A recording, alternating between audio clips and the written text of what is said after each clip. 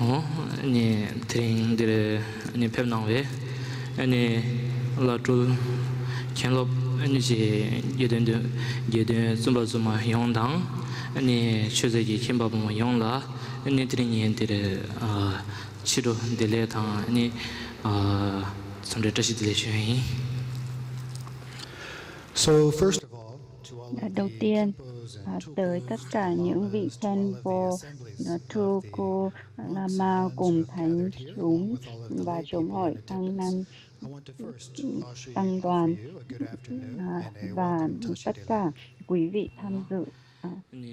đại lễ ngày hôm nay. Tôi muốn gửi lời chào tốt lành Kashidelek tới tất cả quý vị.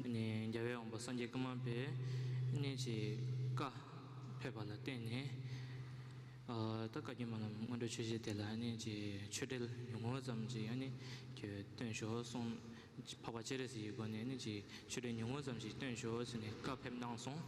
anh đó thì cái gì tận để chế độ hàng là anh chị để cái nào mà tham gia với số anh chị để cho nên chơi sẽ bảo là anh chị bảo vệ tao nếu vậy thì khang mẹ tại này yang hoàng cho cái cái gì xong đấy yang của thì tất yang cho cái cái là tiền nhé anh chị cái nào bắt số là anh chủ nhân thằng đó giờ về dễ năng về bảo vệ chế độ gì cái anh gom để đầu tiên khai ra mình cái này anh mà chơi được những món gì anh xua là anh nghe bây giờ không đủ chi gì. So I have been asked by Và protector and tôi refuge, the great đã Gyalwang Karmapa, được yêu cầu từ đấng bảo hộ tất cả mọi chúng sinh Gyalwang Karmapa thứ 17 và tôi sẽ làm như vậy để kết nối với quý vị và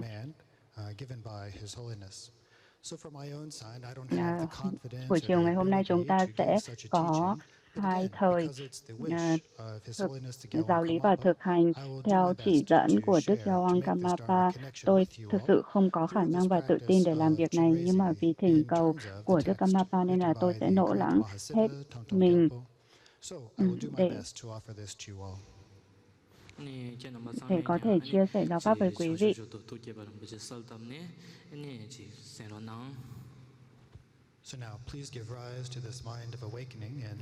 Bây giờ hãy khởi phát Bồ Đề tâm và lắng nghe pháp.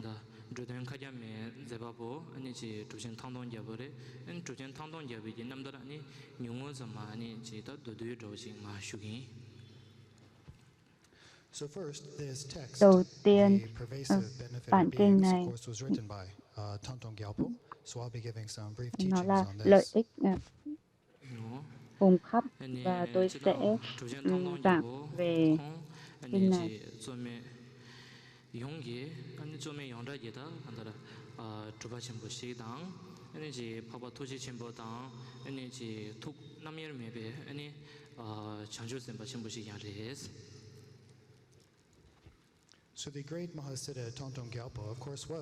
Và đại thành tựu giả Sampong là bất phân với Đức Quán Âm trên Rezik, Quán Âm tứ thủ trên Rezik, nên là Ngài là một vị Bồ Tát, Đại Bồ Tát, một đại thành tựu giả. Và chính bản thân tôi cũng thường xuyên thực hiện thực hành này.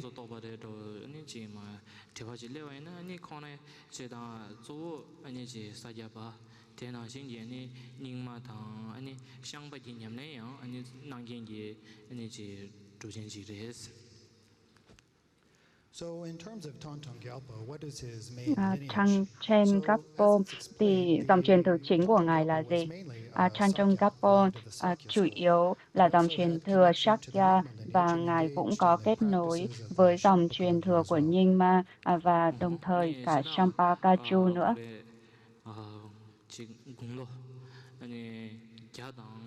anh chị đã đối với mình đâu anh ấy rồi ông đồ con anh con lo khăn gì show yo tam me đi coi là khai sĩ cái gì na anh chị con lo gia đình như rằng show đấy anh khai sĩ anh chị như cho gia đình show đấy ta anh đó anh con lo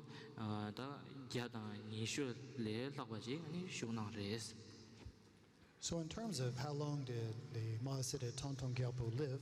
there are two different explanations or two different views Và on this. Some say that he lived về to tuổi the thọ age của of Ngài 125 years, while others say that he lived to the age thì of có hai nguồn khác nhau. 128. Thì So có we could một say that số he nói là lived more than 120 125, years. có thể một số khác thì nói là 128 năm.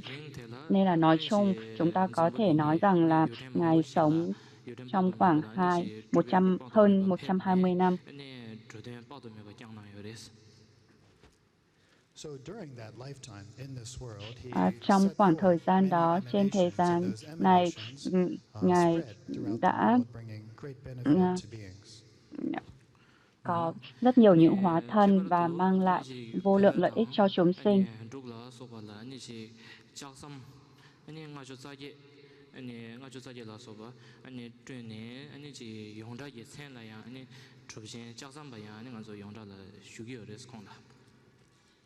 So it's especially true that in Tibet and Bhutan, Và one of đặc his biệt là ở activities was building Tây these Tạng và bridges Nepal. of iron chains. So it's said that some Và 58 bridges had been constructed across these two places. So he also has the nói name, the rằng Mahasiddha of the bridge. là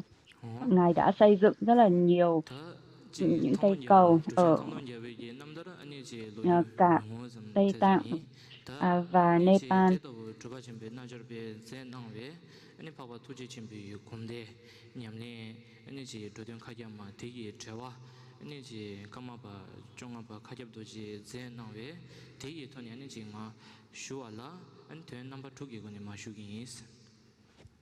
So that's just a very brief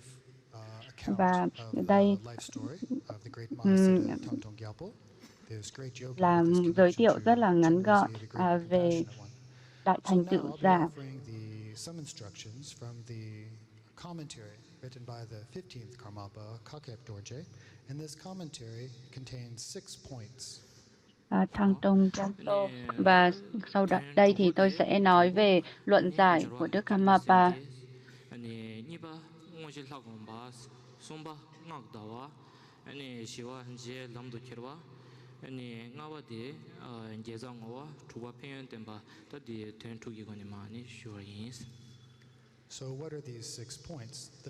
Sáu điểm ở đây là gì? Điểm đầu tiên đó là thực hành sơ khởi, đó là quy y và phát Bồ Đề tâm. Thứ hai đó là thực hành chính thiền về bổn tôn. Thứ ba đó là tụng chú. Thứ tư đó là kết luận của thực hành, và thứ năm đó là hồi hướng, và thứ sáu đó là lợi ích của thực hành này.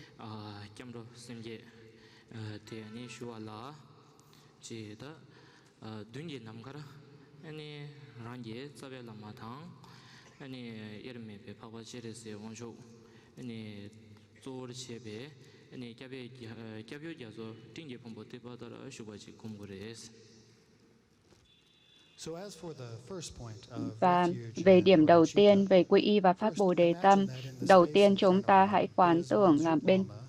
phía trước, bầu trời phía trước chúng ta, đó là đạo sư gốc của chúng ta, có thể là trong hình tướng của Đức Chen Rezik, Quán Âm Tứ Thủ, và xung quanh là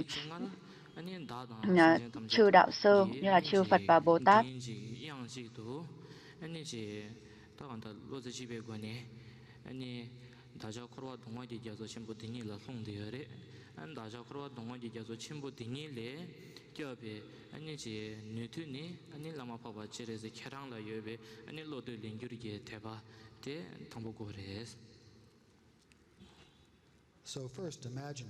Đầu tiên chúng ta hãy quán tưởng rằng là đối tượng quy y ở không trung trước mặt chúng ta và bao quanh bởi tất cả mọi chúng sinh, và rồi chúng ta thiền nhất tâm và khẩn cầu tới Đức Quán Âm Tứ Thủ. Xin khẩn cầu Ngài hãy bảo hộ cho tất cả mọi chúng sinh.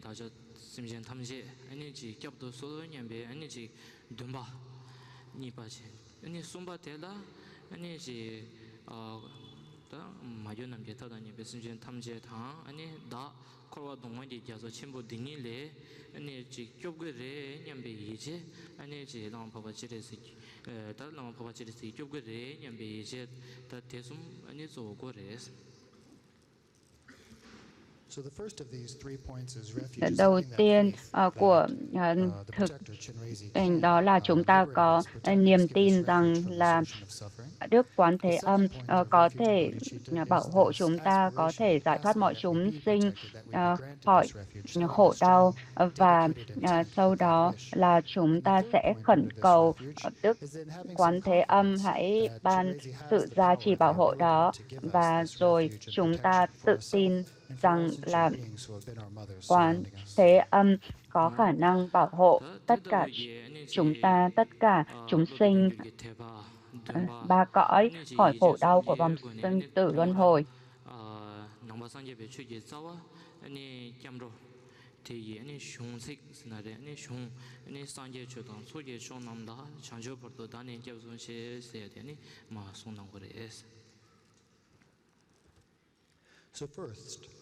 Và đầu tiên thì chúng ta sẽ phát khởi 3 niềm tin và tín tâm rằng Đức Quán Thế Âm có khả năng bảo hộ chúng ta khỏi khổ đau của vòng sinh tử luân hồi. Và đầu tiên chúng ta sẽ tụng bài quy y, và chúng ta có phần quy y và phát Bồ Đề tâm: con xin nương tựa nơi Phật Pháp và Tăng đoàn tối thượng cho đến khi đạt giác ngộ, nhờ công đức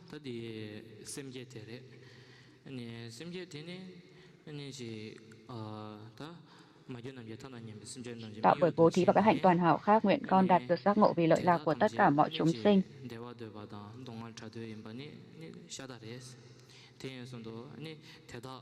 kewa thoma meba ne ne chi le nyem ba da mege we le mangba sa wal ten korwa dongwa ji jazo chimbo dini la kyam de res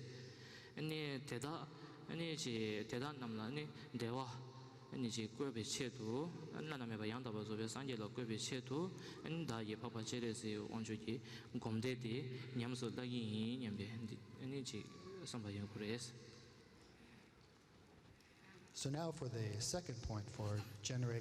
Và điểm thứ hai đó là phát khởi Bồ Đề tâm. Tất cả mọi chúng sinh đều từng là cha mẹ của chúng ta, bao trùm cùng khắp không gian, và tất cả mọi chúng sinh đều muốn được hạnh phúc và tránh khổ đau, nhưng mà vì họ đã tích lũy vô lượng ác nghiệp từ vô lượng kiếp nên là họ đang chịu khổ đau trong vòng sinh tử luân hồi. Và bây giờ để có thể đưa họ đến trạng thái hạnh phúc tối thượng, tới Phật quả viên mãn, con sẽ thực hiện thực hành này để thiền và tụng chú và thực hiện nghi quỹ này. Với tâm nguyện như vậy, chúng ta tụng phần phát Bồ Đề tâm.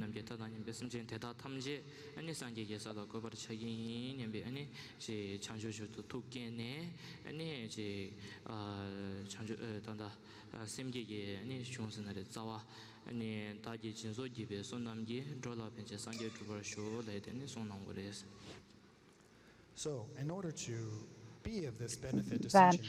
để có thể làm lợi ích cho chúng sinh thì bản thân chúng ta qua thực hành Chen Rezik này, chúng ta có thể đạt được quả vị của Đức Chen Rezik và làm lợi lạc cho tất cả mọi chúng sinh cùng khắp không gian đạt được quả vị đó. Và do đó chúng ta phải phát khởi tâm nguyện là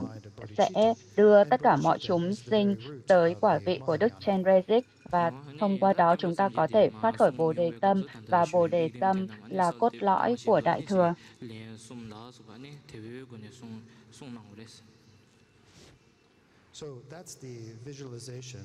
Đó là phần quán tưởng trong khi chúng ta tụng phần quy y và phát Bồ Đề tâm.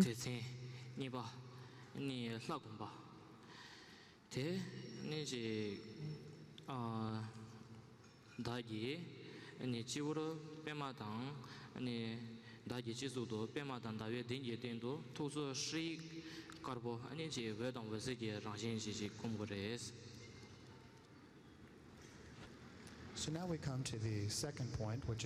Và bây giờ chúng ta đến phần thứ hai, tức là phần thực hành chính. Bây giờ chúng ta hãy quán tưởng rằng là ở trên đỉnh đầu của chúng ta có đĩa mặt trời và mặt trăng, và ở trên đó thì có chủng tử gốc tree và chiếu tỏa hào quang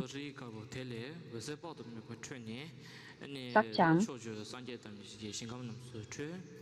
Você thì anh chị cho sang gia tham gia là cho bà phụ nữ anh cho sang gia tham gia gì thu nhẹ bà là tên này anh cho sang gia tham gia gì cố gắng tổ chức channel tổ chức você gì number số rồi này anh phải là thêm số anh mới chịu được. So then, from this tree, which is white and made of light on the crown of our head, và rồi từ chủng tử tree này thị hiện Đức Quán Thế Âm, và rồi hào quang chiếu tỏa từ Ngài chạm vào tất cả mọi chư Phật và Bồ Tát để nhận được sự thần lực gia trì của tất cả chư Phật Bồ Tát, và rồi ánh sáng quay trở lại trên Rezik ở trên đỉnh đầu của chúng ta, và rồi chạm tới và giải thoát tất cả mọi chúng sinh khỏi khổ đau. Và rồi ánh sáng chiếu tỏa từ chủng tử tree và chạm tới tất cả mọi chúng sinh ở sáu cõi, tịnh hóa họ khỏi tất cả mọi khổ đau, tịnh hóa tất cả mọi chướng ngại, phiền não, và rồi ánh sáng quay trở lại và tan hòa vào tree.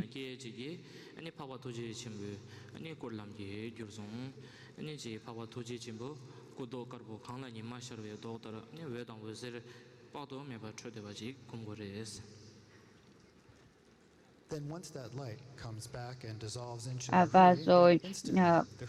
hào quang đó quay trở lại chủng tử tree, và rồi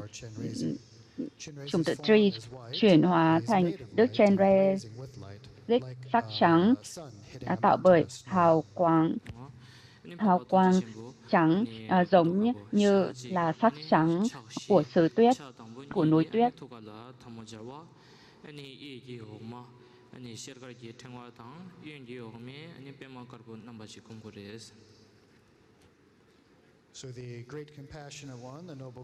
Và rồi Đức Đại Bi Quán Thế Âm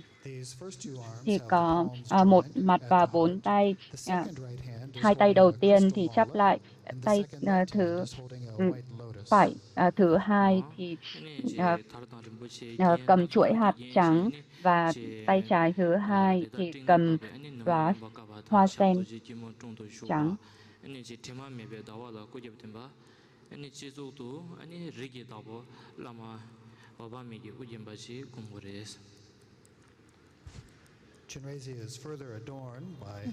Và Ngài trang nghiêm với y lụa và rất nhiều nghiêm sức, và Ngài ngồi trong thế kim cương, và lưng của Ngài thì tựa vào đĩa mặt trăng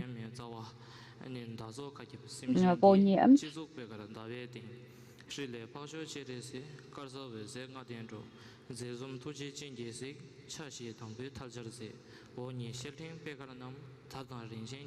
Và Ngài thị hiện cho tất cả những đối tượng, hay là tất cả những đối tượng của quy y.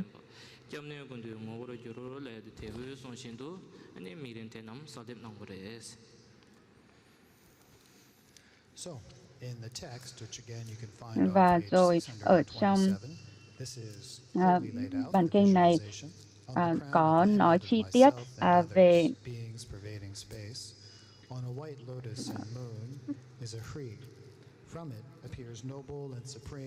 trong bản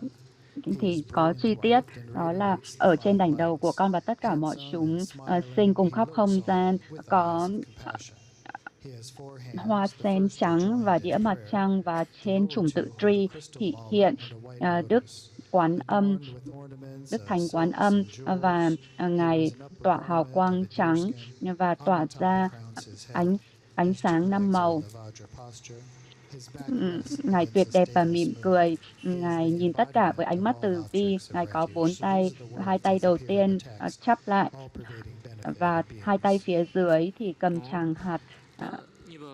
pha lê và hoa sen trắng, và Ngài trang nghiêm với y lụa và bảo châu, vân vân. Và đây là phần thứ 2, cách mà chúng ta quán tưởng về bổn tôn, và tiếp theo đó là phần tụng chú.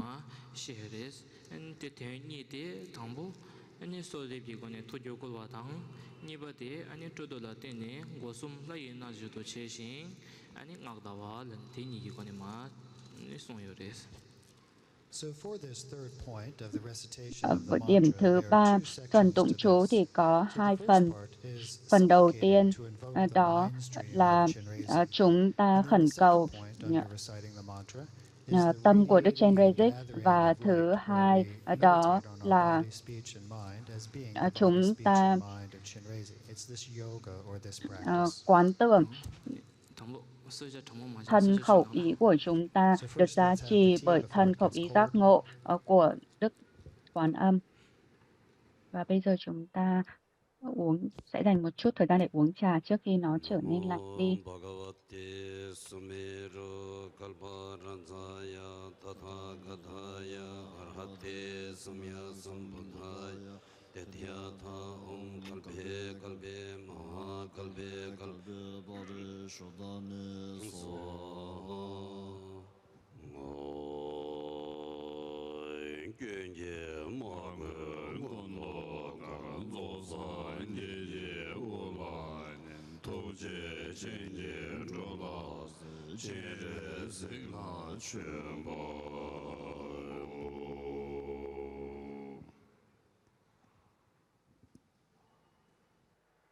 Trên đảnh đầu con và tất cả mọi chúng sinh cùng khắp không gian, trên hoa sen trắng và đĩa mặt trăng là chủng tự tri. Từ đó xuất hiện bậc tôn kính, tối thắng quán tự tại. Ngài có sắc trắng rực,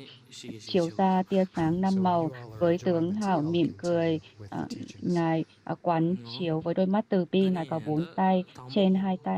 tay trên chắp lại cầu nguyện, 2 tay dưới cầm chuỗi pha lê và hoa sen trắng được trang hoàng. Những y phục bằng lụa là châu báu. Ngài mặc chiếc y ngắn bằng da linh dương. Trên đỉnh đầu Ngài là Đức A-di-đà, và Ngài ngồi kiết già theo thể kim cương. Lưng Ngài tựa vào đĩa mặt trăng vô nhiễm. Ngài là hiện thân của tất cả mọi cội nguồn quy y.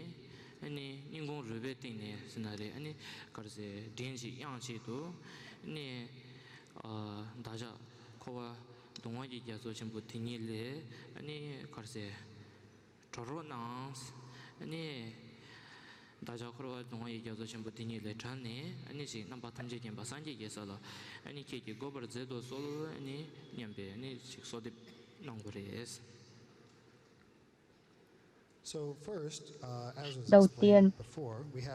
như tôi đã giải thích từ trước, chúng ta khẩn cầu tới cội nguồn quy y. Ở đây là Đức Chenrezig đang ở trên đỉnh đầu của chúng ta, và chúng ta khẩn cầu rằng bây giờ chúng ta cùng tất cả mọi chúng sinh bị chìm đắm trong vòng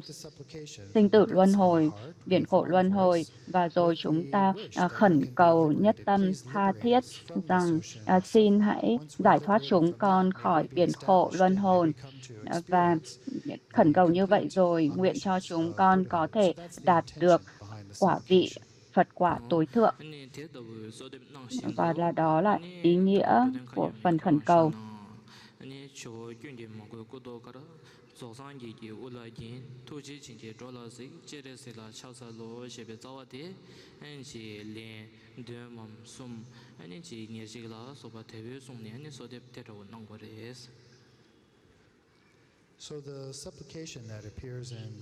Và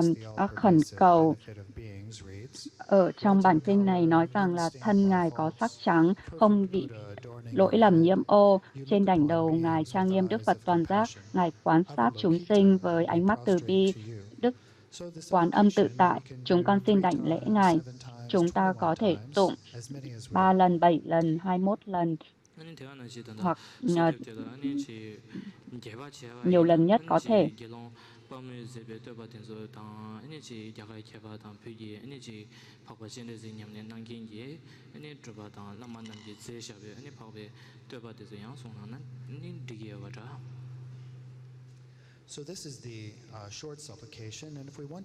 Đây là phần khẩn cầu ngắn. Nếu mà chúng ta muốn thực hành dài hơn thì chúng ta có những khẩn cầu khác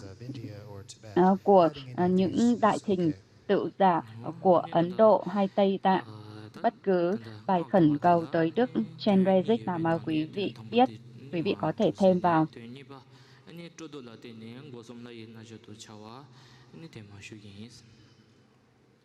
So that concludes the first of the points under reciting the mantra, the supplication to invoke the mind Và đó, chúng ta đã hoàn thành phần thứ hai. Chúng ta đã hoàn thành phần khẩn cầu tâm giác ngộ của Đức Chenrezig, và phần thứ hai đó là phần chúng ta phóng hiện và thu nhiếp.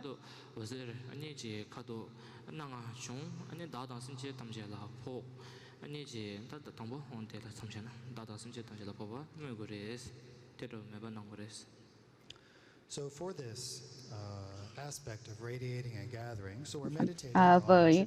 phần chúng ta hãy quán tưởng rằng là Đức Quán Thế Âm và bất phân với bổn đạo sư của chúng ta ở trong tim của chúng ta chiếu tỏa hào quang.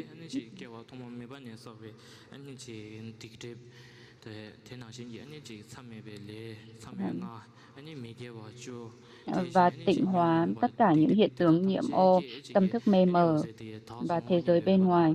cũng như là chúng sinh ở trong đó.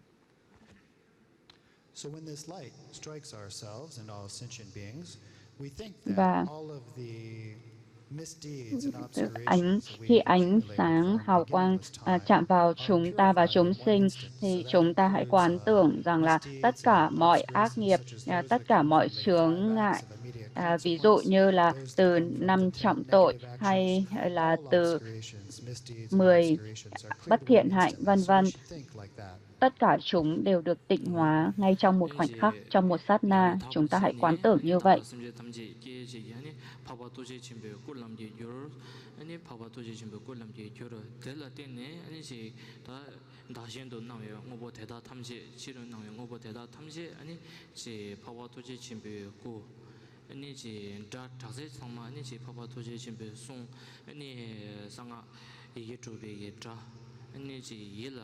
전도 대다 탐시 아니지 봐봐 도저히 지금 툭 넘버는 메도비 이제서 결성 아니면 아니지 매번 나신도 아니 당번되죠.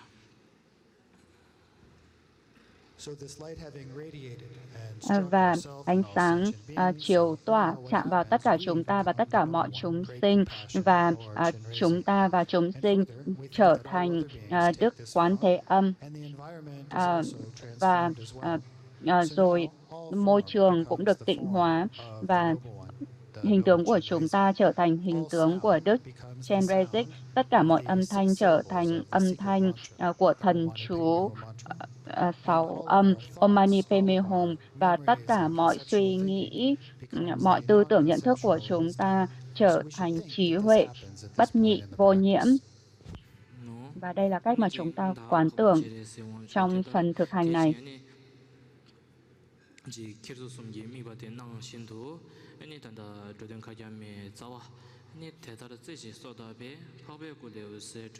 마달레나 초시장 신년 대화 진계신 난주 견도 룡아셈 지레세원 고송토 나라 리동 일메 교로 세데니 마 대외 송나시나니 계속 송진냠네 대가나시 에너지 다니 파바체레세 당 신예심제 대다 탐제장 파바체레세 ཉ베고니 미바테 나시도 송낭고레스 단다 자와데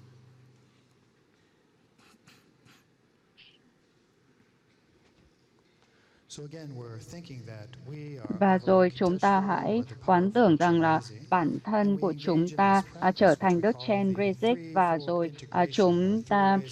thực hành vào 4 khía cạnh là tất cả chúng ta đều trở thành hình tướng của Bổn Tôn, âm thanh trở thành âm thanh của thần chú, và mọi suy nghĩ, tư tưởng, phân biệt của chúng ta trở thành trí huệ bất nhị vô nhiễm, và mọi hoạt động nhiễm ô của chúng ta đều trở thành hoạt động Phật sự viên mãn toàn hảo. Và như trong bản kinh có nói, với khẩn cầu nhất tâm như vậy, những hào quang phát ra từ thân tướng bậc tôn kính làm thanh tịnh những hiện tướng nghiệp nhiễm ô và tâm thức mê mờ thế giới bên ngoài, biến thành cõi thanh tịnh Tây phương cực lạc. Thân khẩu ý của chúng sinh cư trú ở trong đó trở thành thân khẩu ý giác ngộ của Đức Quán Thế Âm tự tại, với những hiện tướng và âm thanh giác tánh không tắc rời khỏi không tánh, bất phân khỏi không tánh.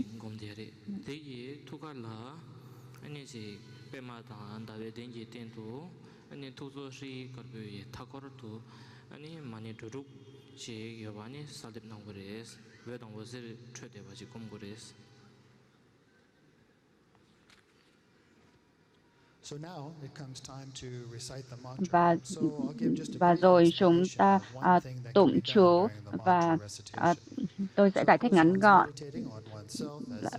Đầu tiên, chúng ta quán tưởng bản thân của chúng ta là Đức Chen Rezik, và rồi từ trong tim của chúng ta có tòa sen, và trên đó có đĩa mặt trăng, và ở trên đó thì có chủng tự Tri trắng, và xung quanh chủng tự Tri đó là thần chú 6 âm.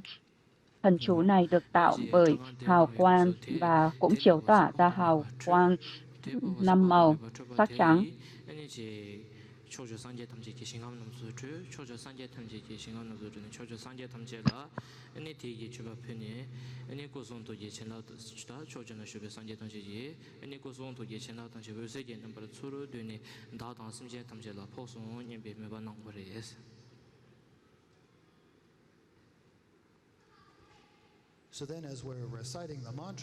Và khi mà chúng ta tụng thần chú, chúng ta quán tưởng rằng là từ chủng tự Tri ánh sáng chiếu tỏa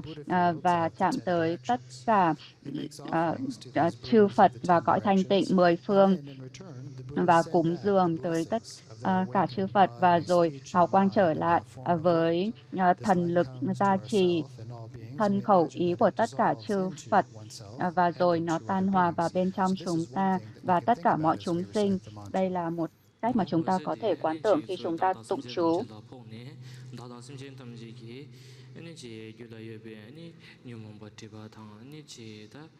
Lenye yumong ba tiba teda thamje chu thane an da da sunje teda thamje ani ji sanje ye sala ngo bar che so yan ba teda we ji ani ji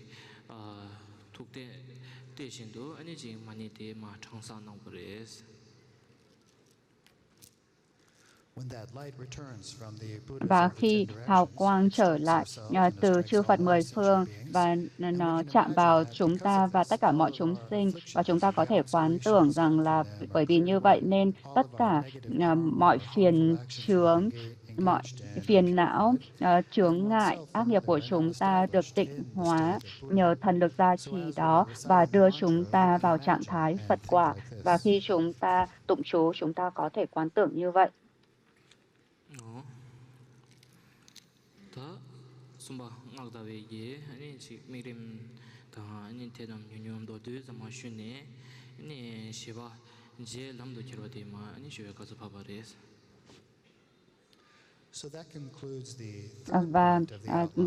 chúng ta đã hoàn thành phần thứ 3 trong phần tụng chú. Và tôi cũng chia sẻ về quán tưởng mà chúng ta có thể quán tưởng khi mà tụng chú. Và thứ tư đó là lời khuyên cũng như là tiếp tục thực hành.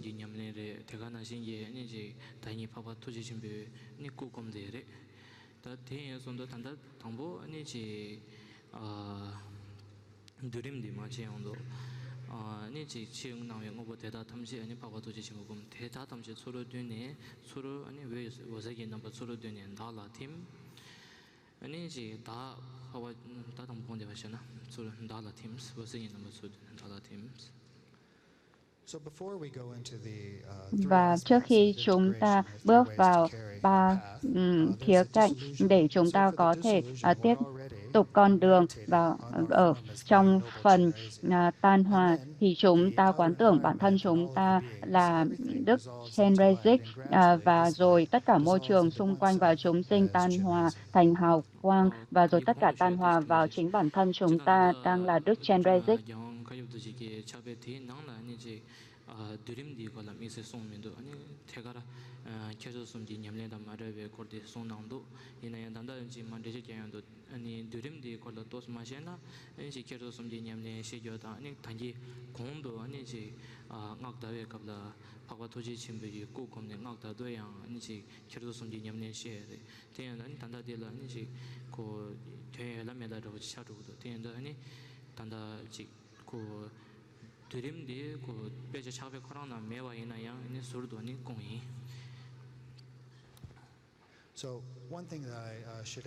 Một điều mà tôi thêm đây là ở đây trong nói đề cập đến giai đoạn tan hòa này, nhưng mà ở trong luận tải bởi Đức Karmapa thứ 15 thì nó có nói về giai đoạn tan hòa này, nên đầu tiên chúng ta quán tưởng tức là thân âm thanh môi trường xung quanh và hoạt động trở thành thân âm thanh hoạt động tâm của Đức Chenrezig và rồi sau đó thì là chúng ta thực hành phần tan hòa này như là ở trong luận giải của Đức Karmapa thứ 15.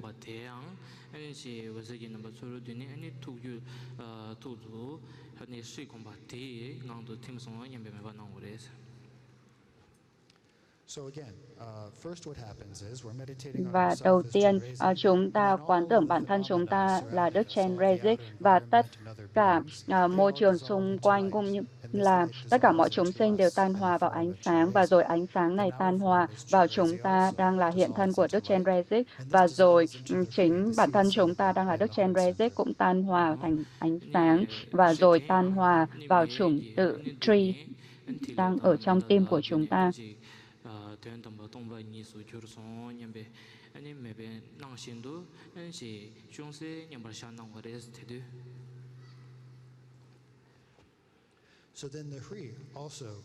Và rồi Tri dần dần cũng tan hòa vào thích lê hay là giọt tinh chất, và đó là giai đoạn trước tánh không, và rồi chúng ta an trụ trong không tánh một lúc. Nên ở đây rất tốt nếu mà chúng ta có thể an trụ trong không tánh bất nhị này.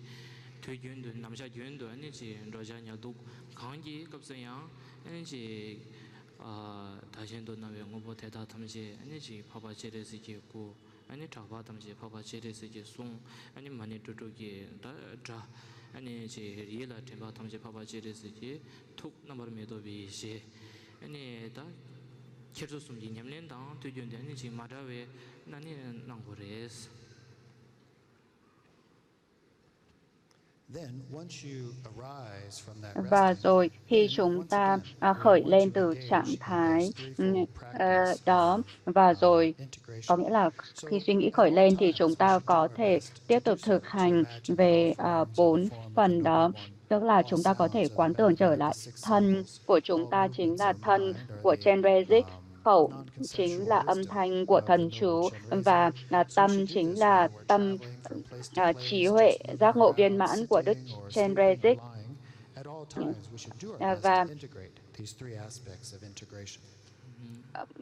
Và ngay cả trong cuộc sống hàng ngày của chúng ta, khi chúng ta đi đứng,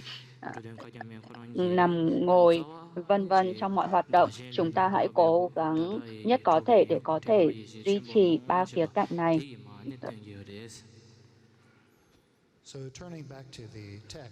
Và quay trở lại với bản kinh này, phần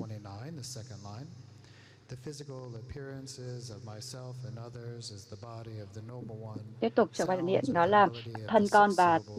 thân chúng sinh thị hiện là đức tôn kính, những âm thanh vi diệu của sáu âm tiết, ý niệm là đại trí huệ bao la.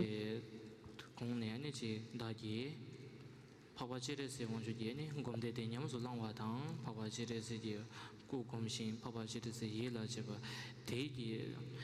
te la den ne gewe so kang sa ba te dang an ji gewa serap thoma me ba ne ne da gi gewe so kang sa ba te ta thamje an ji ma gyo nam ge ta da ne be sim je thamje an ne ji sang ge ge ko bang bu je ne to ba sho ji nyam be go ne ne te da ne ngwa mo nam ne ngo ne da ngwa nang go res.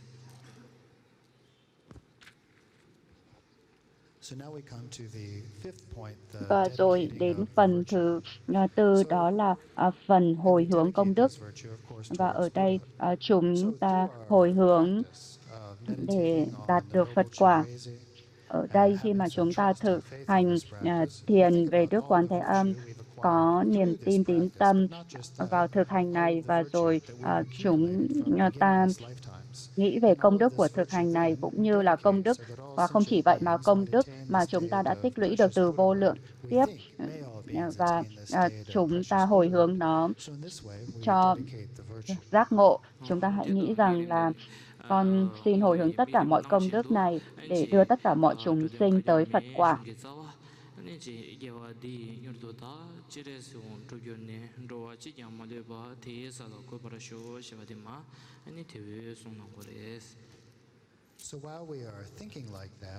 Và khi chúng ta nghĩ như vậy, khi chúng ta nghĩ về ý nghĩa của việc hồi hướng này, thì chúng ta sẽ tụng 4 dòng cuối của bản kinh. Nhờ công đức này, nguyện con nhanh chóng hoàn thành hạnh nguyện của Đức Quán Thế Âm Bồ Tát và thiết lập hết thảy mọi chúng sinh vào trạng thái đó, không một ngoại lệ.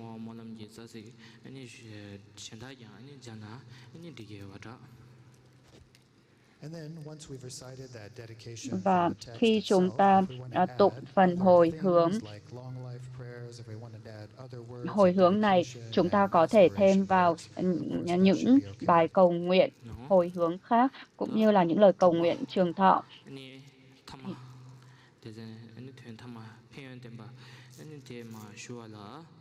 Anh sẽ đang nè chùa phiền đến bờ đê là anh số long đó anh sẽ đã xuống trên khát thì anh chỉ duyệt đang thì rồi long sẽ đã rồi anh thì anh sẽ long khó điều rồi anh thì thằng đó thì sẽ là mà giờ nát anh mà khali long đó anh cái nào về có liên thu cái đấy thì nhỉ. Và bây giờ chúng ta đến phần thứ 6, lợi ích của thực hành này trong luận giải liên quan đến lợi ích. Và nó có nguồn gốc từ rất nhiều.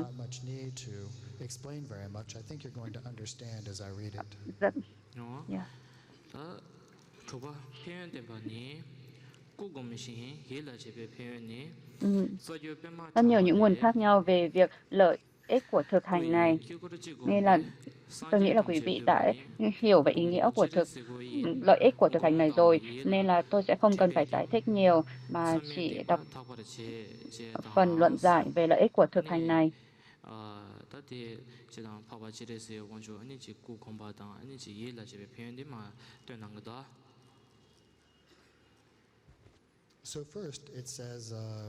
Đầu tiên nó nói rằng là ở trong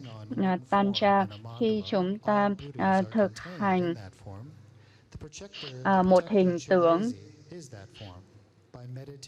về hình tướng của Đức Chenrezig, khẩn cầu Ngài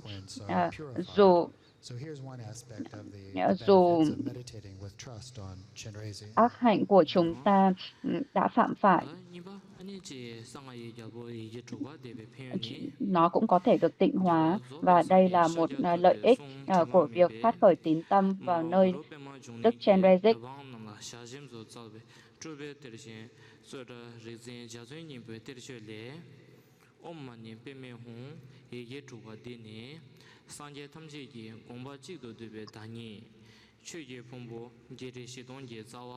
탐제 직도 되베 닝보 산제 링아당 상외 다고 남지 닝보 이게 주가 레레네 되베 맹아 데르셰당 연된 탐제계 중에 펜데고룹 탐제계 자와 토리당 타르베 람침보 인노 최 탐제장 닝보 송조 이게 주가디 렌지 퇴베장 치르메도 베사톱데 조와 조베 데벤도 요로 조보람 Tudru chigami nawara tunahang lu tele jolde dewa chindu kebar gyoro. Igi chuba temba zamji kyang kangla nima sharwa danjate tse korwa toma meba ne sakbe lenye digdip tamche tani dewa chindu kebar gyoro. Regna yang sanje dan chanshu semba pakdo mebe wanguru toba yeno. Lenji gombe yang 퇴선 검선 아니 거쳐봐 인데 낭세 추크르셔라 저된 친에게 들어가셔봐 예노 시에서다 네 다데 상가지 잡아 이게 좀 되게 표현돼 아니지 롱장데 아니지 돌도지네 많이 슈이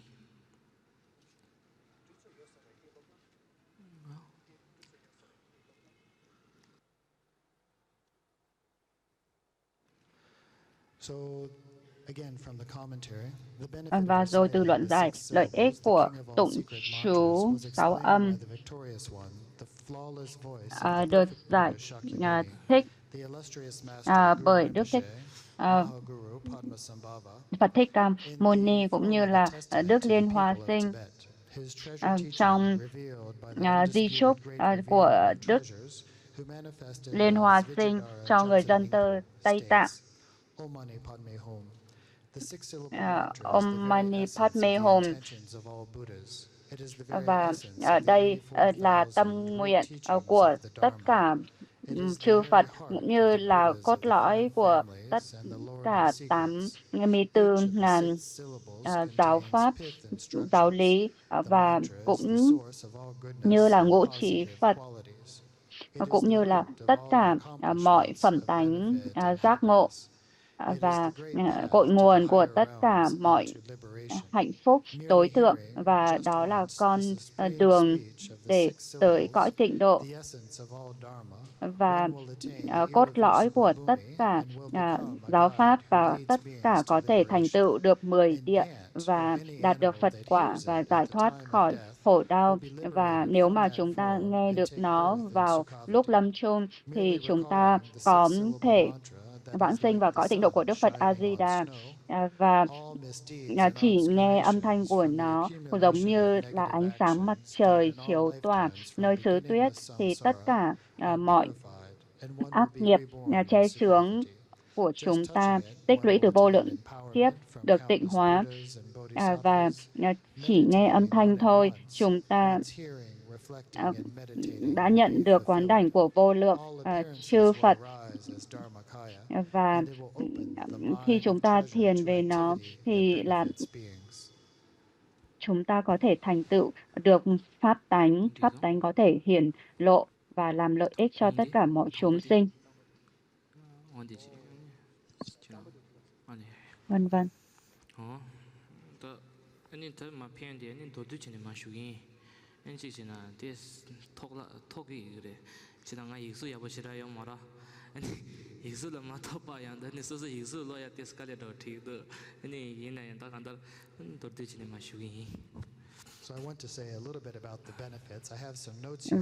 Và tôi có giải thích một chút về lợi ích của nó. Phần chữ viết của tôi không được đẹp cho lắm, nhưng mà tôi sẽ diễn giải nó một chút về lợi ích.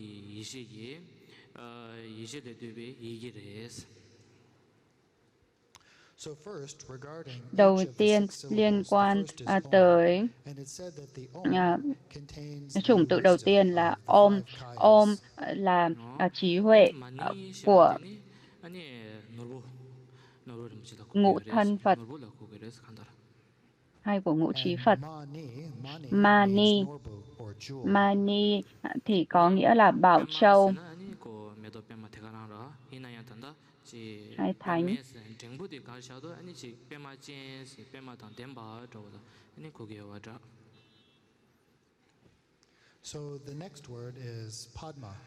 Và tiếp theo là Padma hay Pema.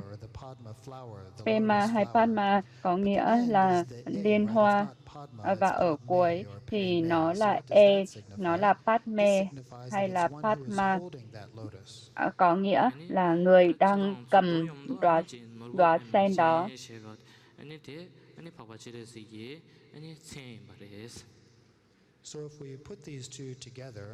Nếu chúng ta kết hợp hai từ này lại, có nghĩa là người cầm cành sen báu, nên đây cũng là một hồng danh của Đức Quán Thế Âm.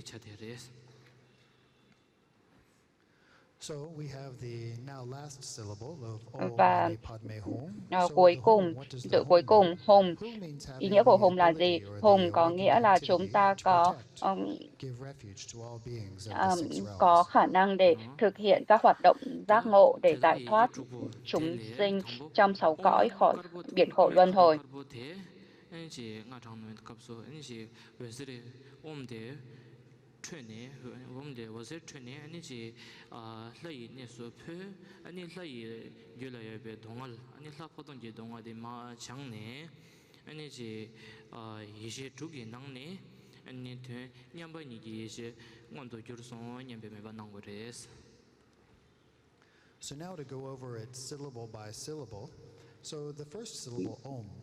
Và bây giờ với symbol Om, chúng ta có thể quán tưởng nó sắc trắng, và rồi từ Om nó sắc trắng chạm tới cõi trời và tịnh hóa mọi khổ đau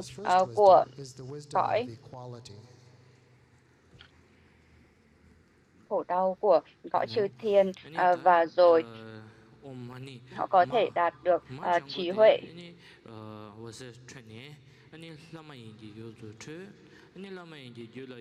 Giác ngộ.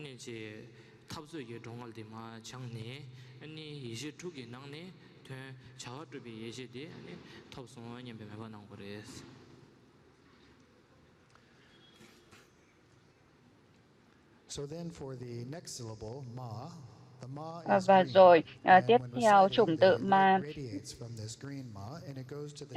có màu xanh lục, và rồi khi chúng ta tụng Ma thì nó chiếu tỏa hào quang sắc lục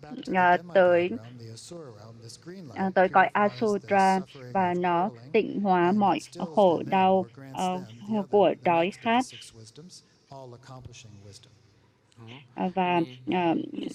giúp họ có thể viên thành được trí huệ, thành sở tác trí. Và với Om thì nó sẽ tịnh hóa khổ đau của cái chết và đọa lạc của cõi trời. Và rồi chủng tự tiếp theo Ni, Ni có sắc vàng, và rồi sẽ chiếu tỏa hào quang đến cõi người và tịnh hóa khổ đau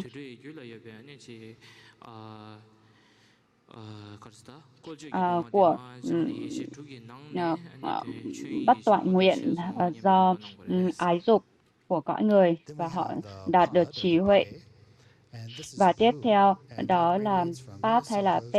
và nó có sắc lam, và rồi nó chiếu tỏa hào quang tới instills in them súc or sinh reveals the next of the wisdoms, the wisdom of the Dharmadhatu. và rồi nó sẽ tịnh hóa si mê của cõi súc sinh và rồi họ thành tựu được trí huệ pháp giới thể tánh trí. Then we have the mê. Và rồi tới mê, mê có sắc đỏ và hào quang này tới cõi quỷ đói và rồi tịnh hóa họ khỏi khổ đau của đói khát do bỏng sẻn, và rồi họ có thể đạt được diệu quán sát trí.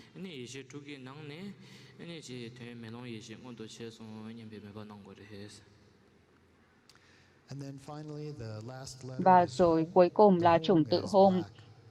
Hôn có sắc đen và hào quang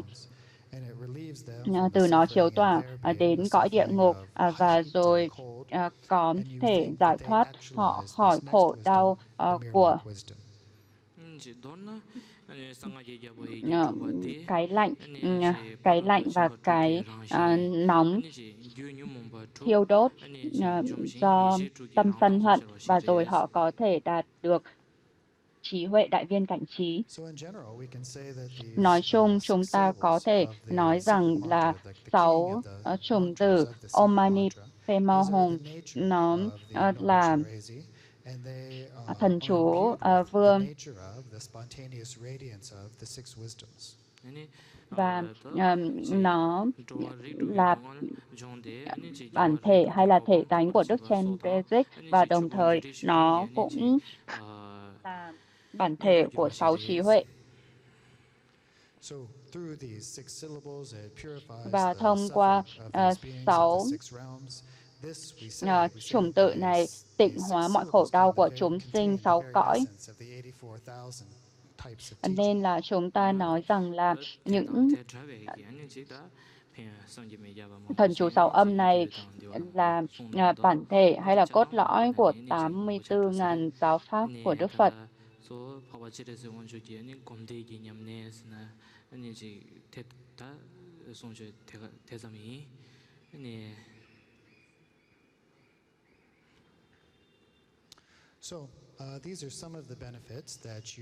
Đây là một số lợi ích mà đề cập đến trong luận giải này. Ngoài ra còn có rất nhiều những lợi ích khác được đề cập trong những kinh điển hay là luận giải khác. Và với điều này thì chúng ta đã hoàn thành phần giải thích ngắn gọn cho bản kinh này. Và trong thời tiếp theo,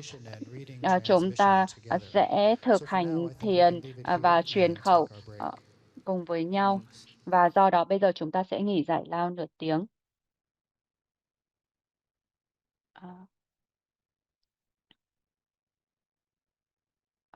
Liên quan đến, xin sửa lại một chút, đó là tức là chủng tự Om thì nó có sắc đỏ và chiếu tỏa hào quang tới cõi của chư thiên và tịnh hóa khổ đau của cái chết và đọa lạc do ngã mạn. Và chủng tự thứ hai ma nó chiếu tỏa ánh sáng sắc xanh lục và rồi tịnh hóa mọi khổ đau của tranh đấu, của tranh giành của những chúng sinh thuộc cõi Atula do tâm đố kỵ.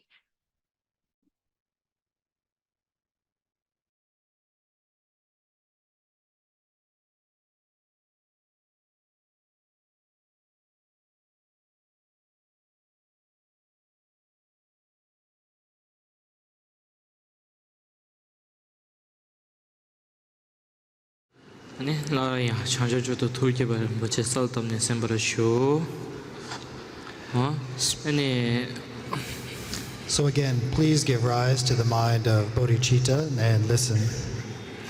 Đầu tiên quý vị hãy phát khởi Bồ Đề tâm.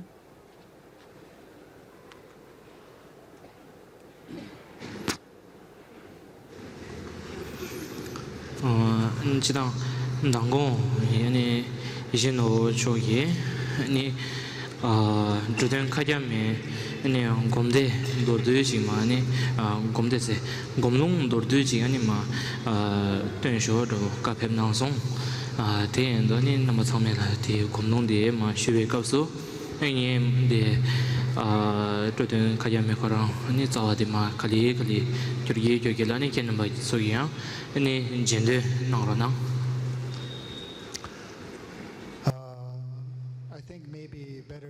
Tôi nghĩ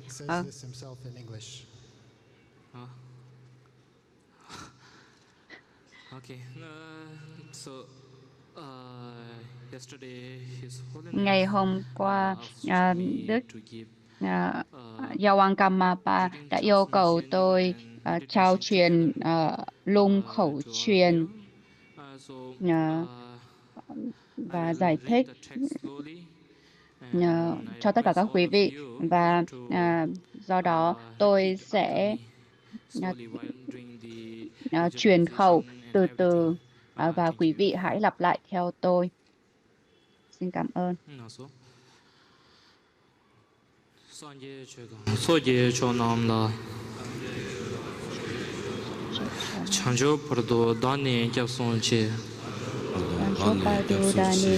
Daje jinso jibe sonamji Drola penjire sanje druparasho Sanje chodang soje chonamla Chancho pardo dane kyapsonche Daje jinso jibe sonamji Drola penjire sanje druparasho Sanje chodang soje chonamla Chancho pardo dane kyapsonche Daje jinso jibe sonamji Drola penjire sanje druparasho Daso katyap simjengi Jizu pekara dawe ting Shrile pacho chinresi Karsa veseringa dentro Zezum tukchi jingi sik Chashi tangpe talcharaze Oni shilting pekara nam Tardang ringshen jenje te Rida pape toyo sol Oba mebe ujenchen Shabni durje ki dung shuk Time dawara gyabden ba Gyabne kundu ngoro kyoro Gyönge magoy kodo kara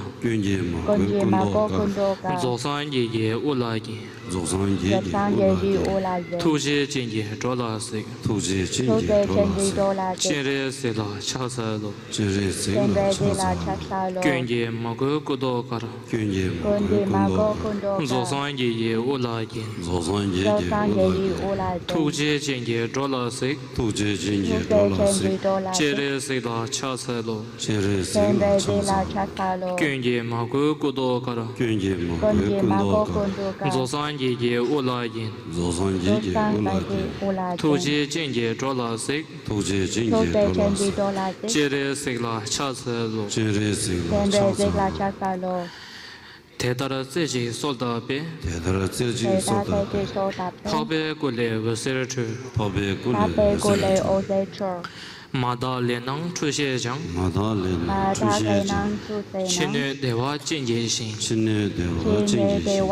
Nangju kendru lunga sem Chere sewang kusong tok Nangcha Rikdong Yerme Gyoro Nangva Rikdong Yerme Oma Nempe Mehong Oma Nempe Mehong Oma Nempe Mehong Oma Oma Nempe Mehong Oma Oma Nempe Mehong Oma Oma Nempe Mehong Oma Oma Nempe Mehong Oma Oma Nempe Mehong Oma Mehong Dashen Lunang Pape Ko Dashen Lunang Pape Ko Jaja Yi Chukbe Yang Jajan Yi Chukbe Yang Chendo Yi She Chenpo Long Chendo Yi She Chenpo Long Gewa Di Nyurdu Da Gewa Di Nyurdu Da Chere Se Wang Chup Yurani Nrowa Chi Kya Ma Lu Ba Te Sala Go Para Sho Ani Gomlong Do Te Sang Yin Batra Ani Ta Chi Tare Dila Ani Chi Da Ji Chue Sheba Tang Kien Nam Ani Chi Chue Semba La Tini Chue Gewe Zawa Kang Sawa Te Ta Tam Je Ani Chi Zamlin Shide Dewe Ani Kongsa Kiam Gun Shimbo Cho Dang Te Shin Ani Daja Nam Ji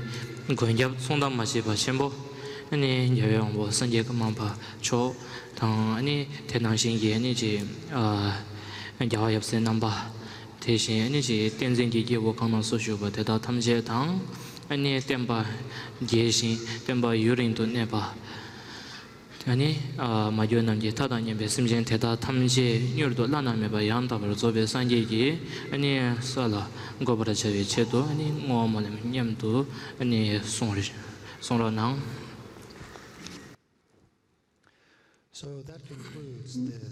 Và đó đã hoàn thành phần truyền khẩu ngắn và thiền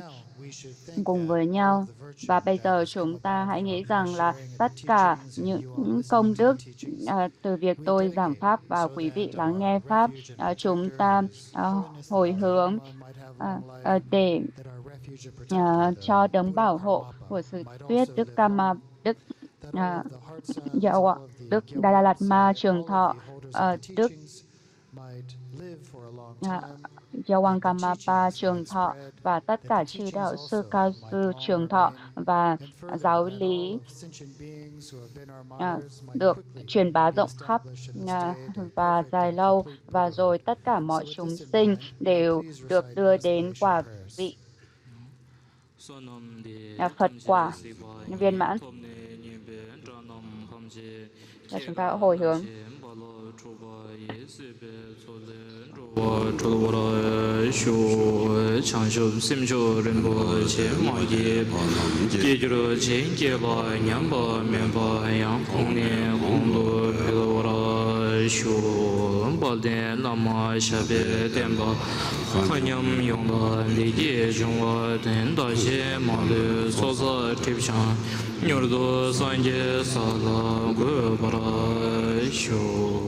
Ini omzada ye uzo nang chini ndoden khaya ma di tenji ma nyamdo sona nang. Và bây giờ Dê sẽ chỉ dẫn chúng ta thực hành về lợi ích mọi chúng sinh cùng khắp không gian, và chúng ta sẽ cùng thực hành với nhau.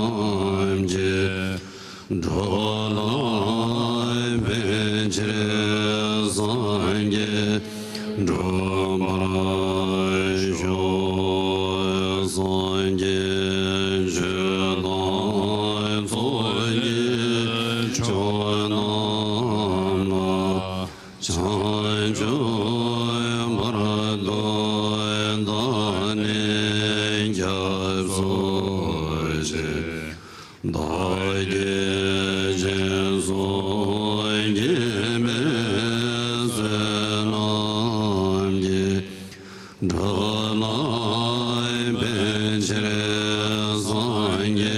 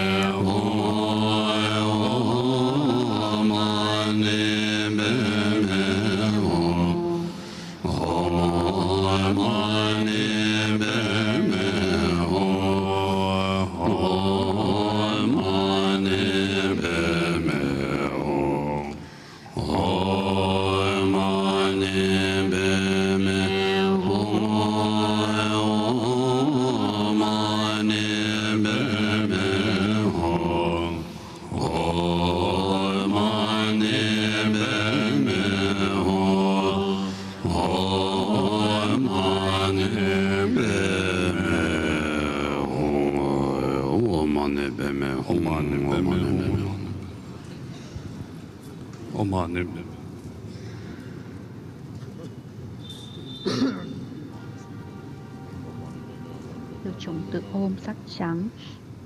chiếu tỏa hào quang tới cõi trời và tịnh hóa mọi khổ đau về cái chết và đọa lạc do ngã mạn, và chúng sinh cõi trời thành tựu được trí huệ phẩm tánh giác ngộ, và từ chủng tự ma sắc xanh lục chiếu tỏa hào quang đến cõi Atula và tịnh hóa mọi khổ đau do tranh đấu, do tâm đố kỵ, và thành tựu được thành sở tác trí, và từ chủng tự ni sắc vàng chiếu tỏa hào quang đến cõi người và tịnh hóa mọi ái dục bất toại nguyện, và thành tựu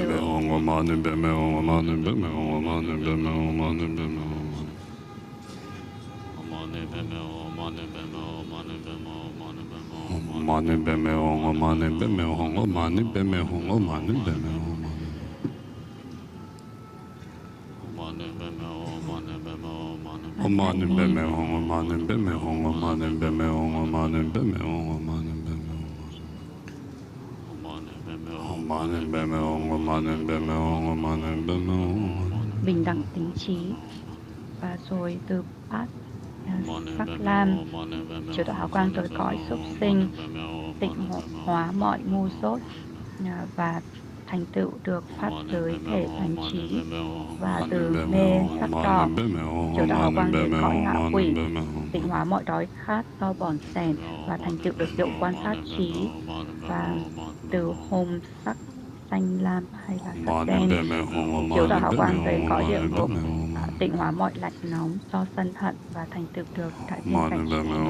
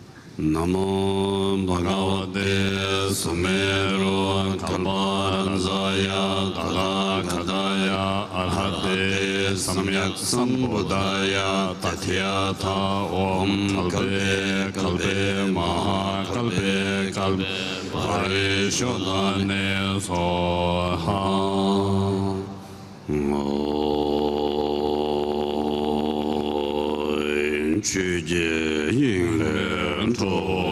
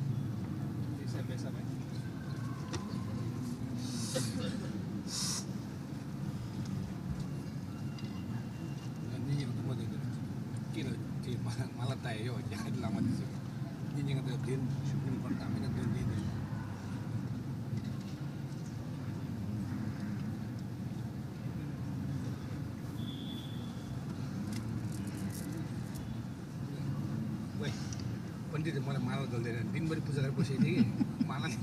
म बिहान 6 बजी गयो कि बेलुका 6 बजीसम्म बस्थेँ कि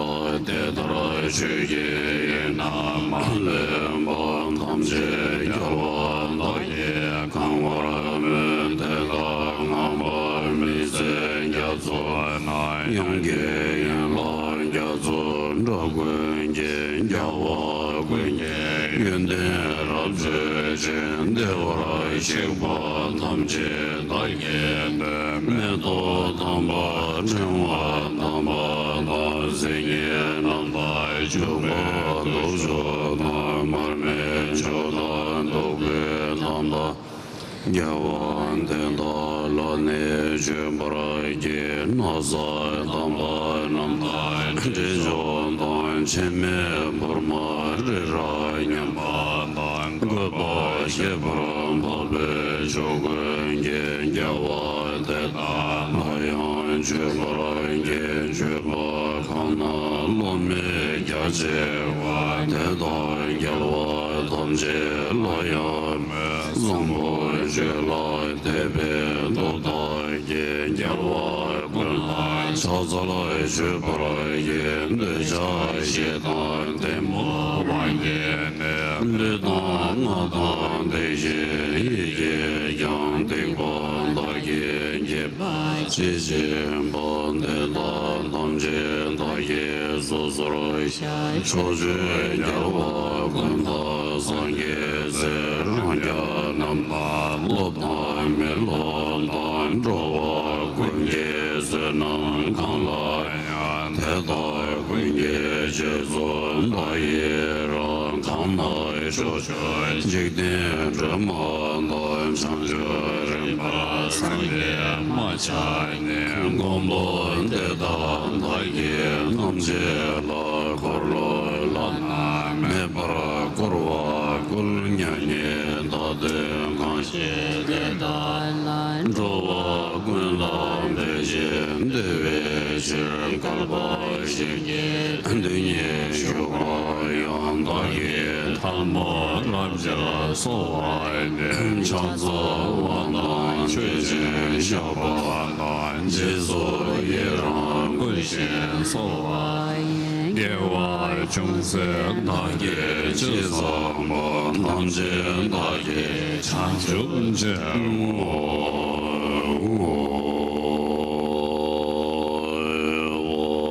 Benzaram Bime Ahum Ye Nambara Taba Wanje Serge Zashi Omon Benzareke Ahum Je Jare Koryo Ye Ravi Yongso Korve Vizo Riye Gyalbo Revo Shara Shara Lebabo Zambole, Noem Balan, Chang, Damien, Lutan, Lupa, Mayan, Mayan, Yodin, Lam, Chon, Damien, Damien, Rimbo, Revo, Pazon, Yeshin, Dejoyewa, Mano, Baye, Lodo, Krolo, Rimboje, Nobo, Rimboje, Femo, Rimboje, Lambo, Rimboje, Longbo, Rimboje, Dajo, Rimboje, Mabe, Rimboje, Derjin, Boye, Pomba, Gemoma, Tenwama, Loma, Karama, Medoma, Dobema,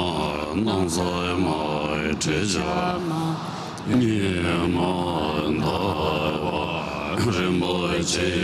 Doi, Chole, Nambra, Javi, Janze, Vezo, Lanami,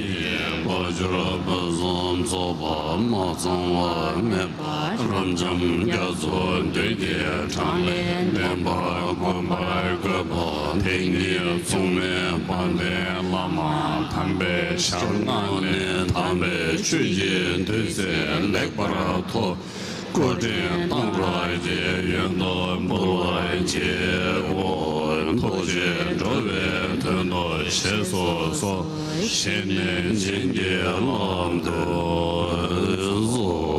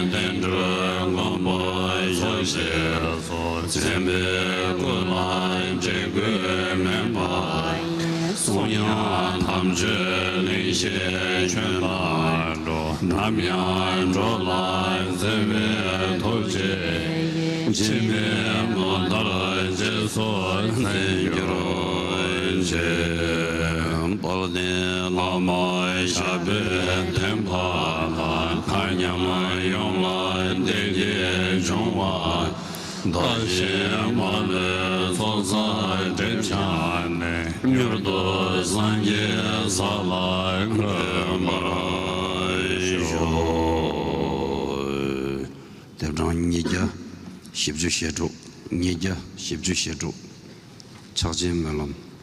246.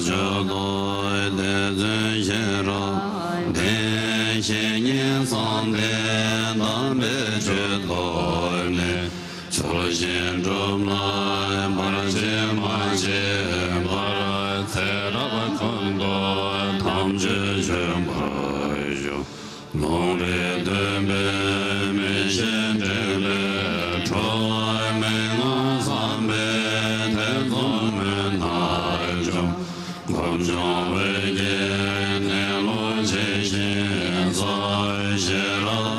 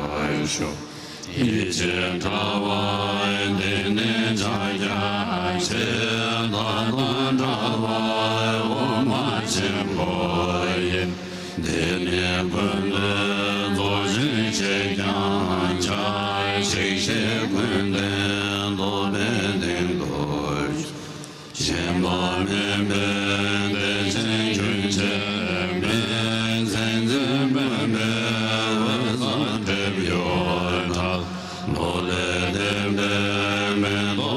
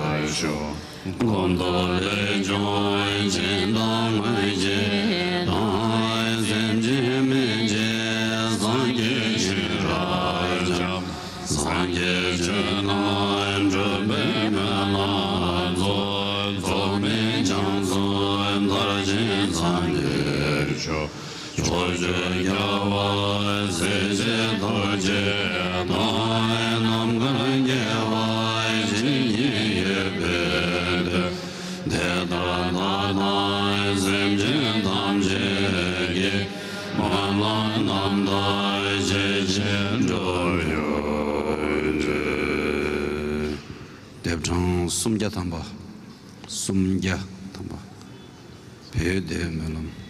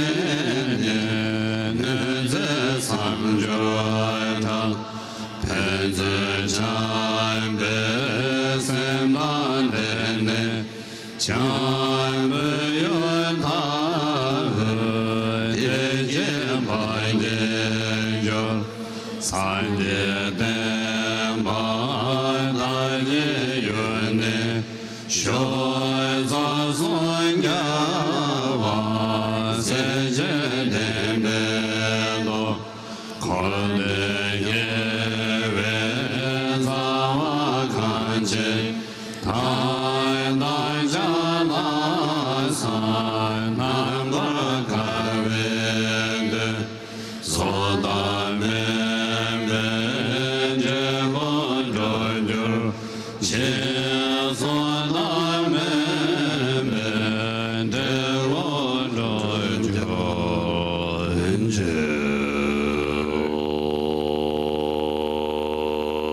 Sunam Diye Tamje Zengbanyin Tomne Nyeben Dana Pamjin Kega Najin Pala Trubai Sebe Zole Jowa Jowa Joy Chanjo Semjo Remboje Maje Banan Gegiroj Cheba Nyamba Memba Nyang Kong Ne Kong Dor Bewa